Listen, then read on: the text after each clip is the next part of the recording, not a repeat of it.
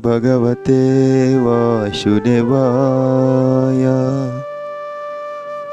Om Namo Bhagavate Vasudevaya. Srimad Bhagavatam Skanda 1 Bab 8 Sloka 20. Lanjutan doa-doa Dewi Kunti.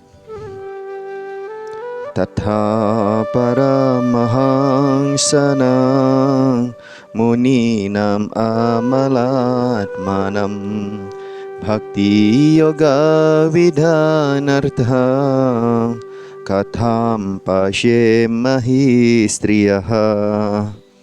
Artinya, engkau sendiri turun untuk menyampaikan sain transendental pelayanan bakti ini ke dalam hati rohaniawan yang maju maupun orang yang berspekulasi, yang disucikan melalui kemampuan membedakan antara zat dan roh.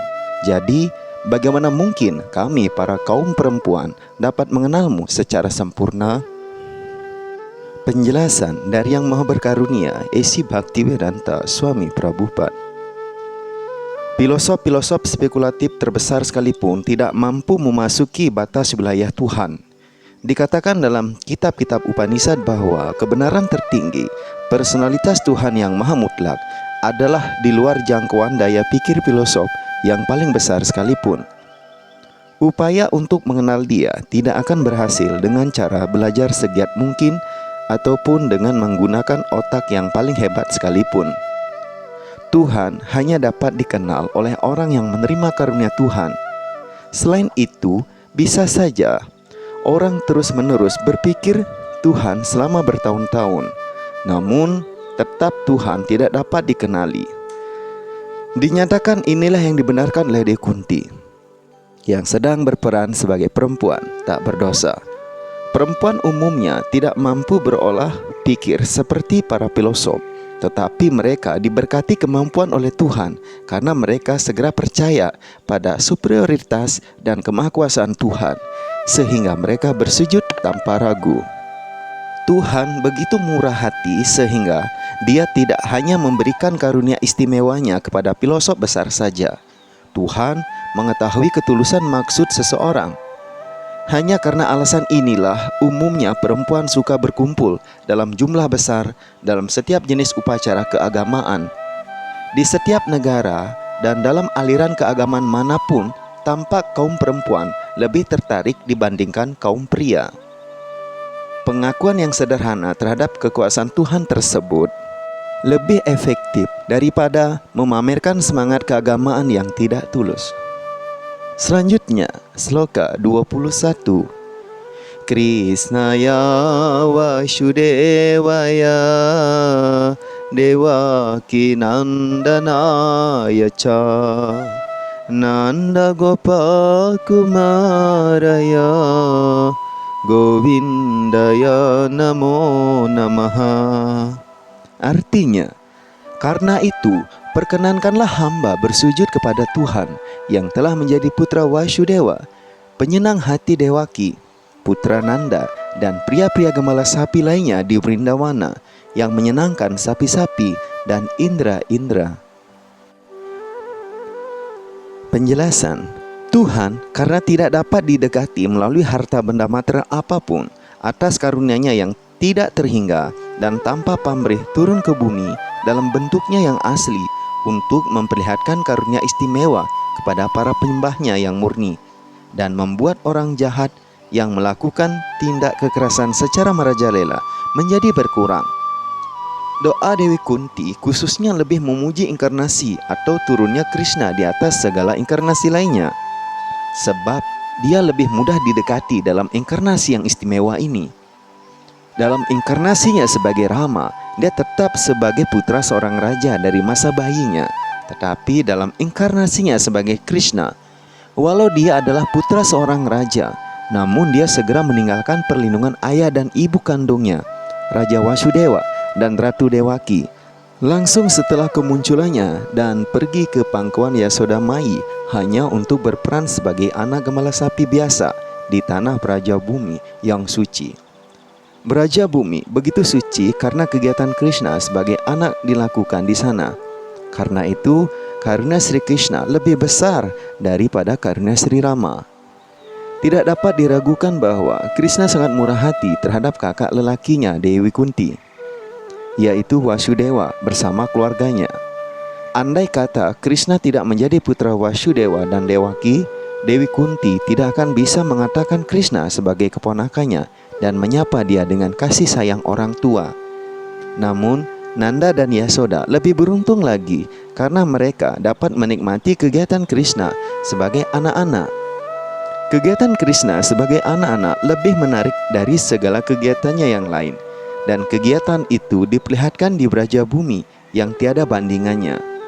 Kegiatan-kegiatan tersebut merupakan contoh-contoh kegiatan dia yang kekal di Krishna Loka yang asli, yang dijelaskan sebagai Cintamani Dhamma dalam kitab Brahma Samhita. Tuhan Sri Krishna menjelma langsung di Braja Bumi bersama semua teman dan perlengkapan transendentalnya. Karena itu, Sri Chaitanya Mahaprabhu membenarkan bahwa tidak ada orang yang seberuntung para penduduk Braja Bumi, terutama gadis-gadis kepala sapi yang mempersembahkan segala sesuatu yang dimilikinya untuk memuaskan Tuhan Sri Krishna.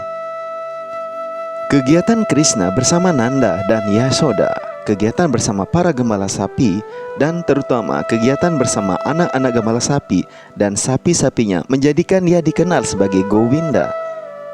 Sebagai Govinda, Tuhan Sri Krishna lah lebih menyayangi para Brahmana dan sapi-sapi. Ini menunjukkan bahwa sebuah kemakmuran lebih bergantung kepada dua unsur ini, yaitu Brahmana dan perlindungan sapi. Sri Krishna tidak pernah menjadi puas apabila tidak adanya dua unsur ini. Selanjutnya, sloka 22.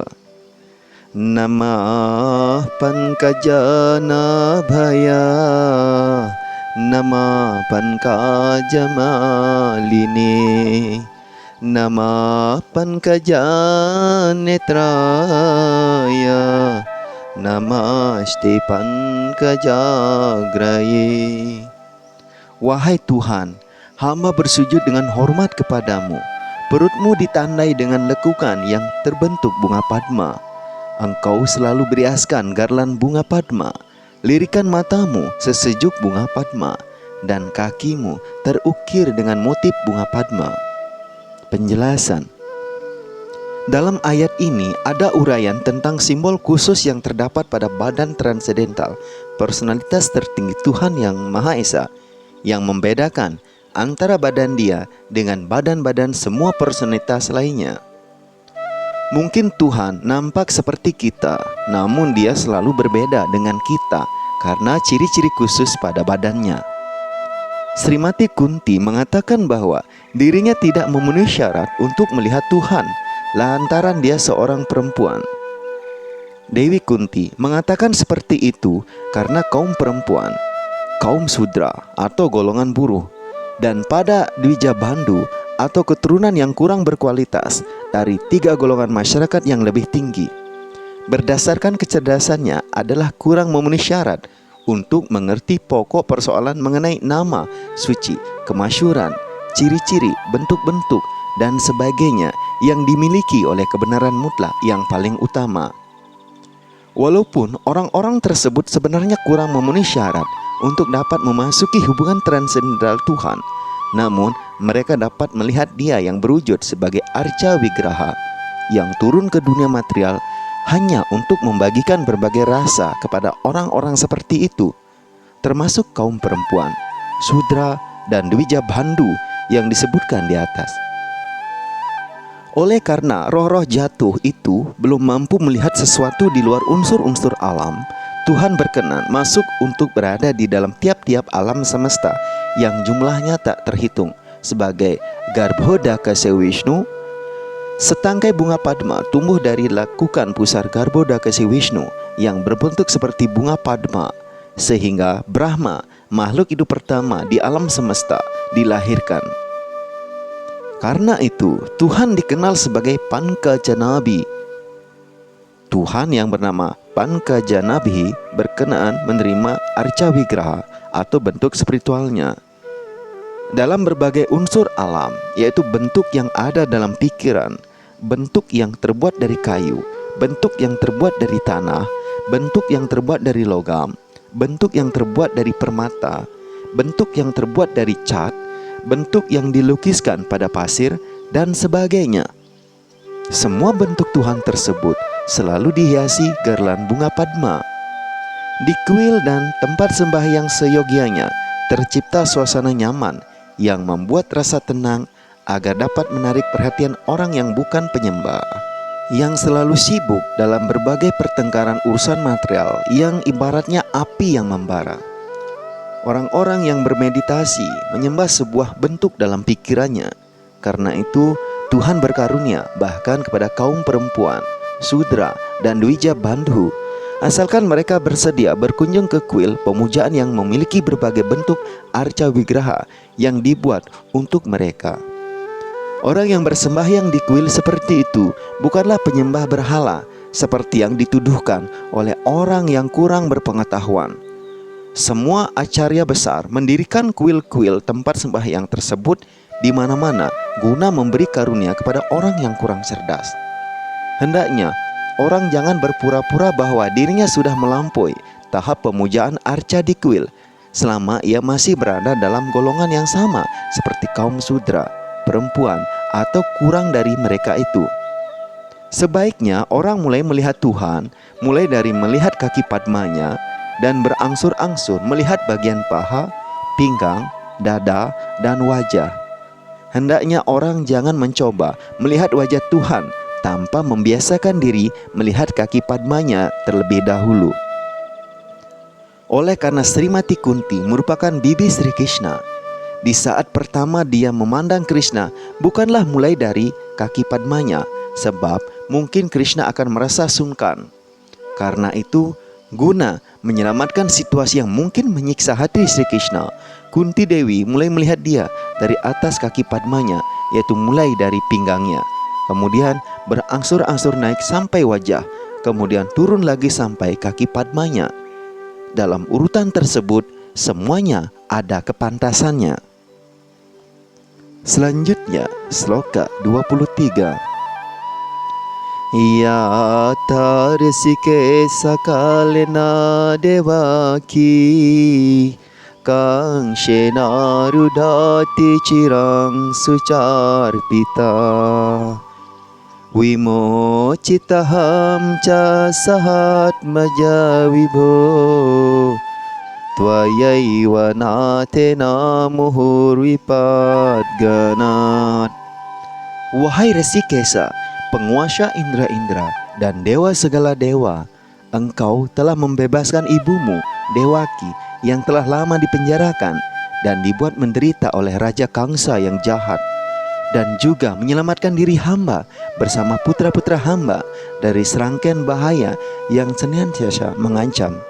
Penjelasan: Dewaki, ibu Krishna dan adik Raja Kamsa dipenjarakan bersama suaminya Wasudewa karena Raja Kamsa yang jahat takut dirinya akan dibunuh oleh putra Dewaki yang ke-8, Krishna. Kamsa membunuh semua putra Dewaki yang dilahirkan sebelum Krishna. Krishna lolos dari bahaya ketika dia masih bayi dari usaha sang pembunuh anak kecil karena dia dipindahkan ke rumah Nanda Maharaj, ayah angkat Sri Krishna.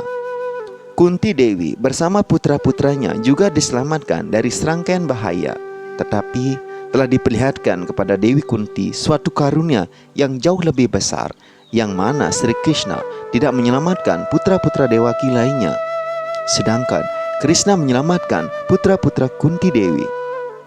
Krishna berbuat demikian karena suami Dewaki, Wasudewa, masih hidup, sedangkan Kunti telah menjadi seorang janda, dan tidak ada orang yang dapat membantu dia selain Krishna.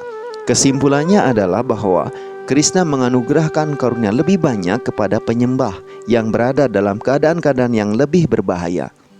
Kadang-kadang Krishna menempatkan para penyembahnya yang murni dalam bahaya-bahaya seperti itu, karena dalam keadaan tidak berdaya, penyembah menjadi lebih terikat kepada Tuhan. Makin besar terikatnya penyembah terhadap Tuhan, semakin besar pula kesuksesan baginya. Selanjutnya, sloka 24. Visamahagne Purusadadarshanat Asat Sabhaya Vanavashakrichrataha Mridhe Mridhe Neka Maharatasrato Draunyastratastasma Hare Birakshitaha.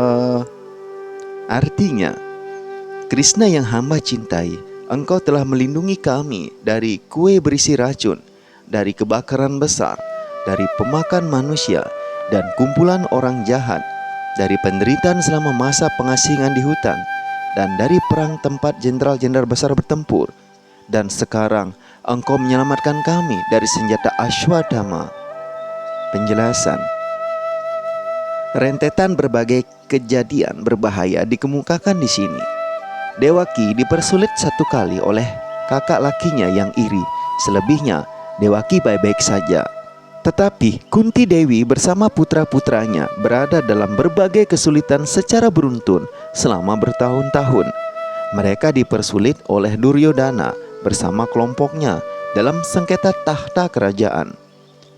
Dalam setiap kejadian tersebut, putra-putra Kunti diselamatkan oleh Krishna. Bhima pernah diberi kue yang diisi racun. Mereka pernah diundang untuk tinggal di rumah yang terbuat dari laka atau lilin, yang kemudian dibakar. Dan suatu kali Draupadi diseret keluar, dan orang-orang mencoba menghina dia dengan cara melepas busananya di depan kumpulan para kuru yang jahat. Sri Krishna menyelamatkan Draupadi dengan cara menyediakan kain sari yang panjangnya tak terhingga, sehingga kelompok Duryodhana gagal melihat Draupadi tanpa busana. Begitu pula pada waktu mereka diasingkan ke hutan, Bima terpaksa berperang melawan iblis pemakan manusia bernama Raksasa Hidimba. Tetapi Krishna menyelamatkan Bima. Namun bahaya yang mereka hadapi tidak hanya sampai di sana. Sesudah melewati segala kesulitan tersebut, berkobar perang Kuruksetra yang dahsyat. Di medan perang Kuruksetra, Arjuna harus berhadapan dengan jenderal-jenderal besar seperti Drona, Bhisma, dan Karna, yang semuanya adalah para ksatra yang tangguh dan gagah perkasa. Akhirnya, setelah segala urusan tersebut usai, Brahmastra dilepaskan oleh putra Dronacharya untuk membunuh anak dalam kandungan utara. Jadi, Tuhan Sri Krishna menyelamatkan putra satu-satunya yang masih hidup dari keluarga Kuru, yaitu Maharaja Parikshit. Demikianlah pembacaan Srimad Bhagavatam pada hari ini. Terima kasih telah mengikuti. Semoga hari-hari Anda penuh kebahagiaan dan keberuntungan. Segala karunia datang dari segala penjuru. Semoga Tuhan selalu memberikan kesempatan untuk berbakti kepadanya. Sampai jumpa esok pada waktu dan kesempatan yang sama. Jai Grantraja Srimad Bhagavatam Mahapurana Ki Jai.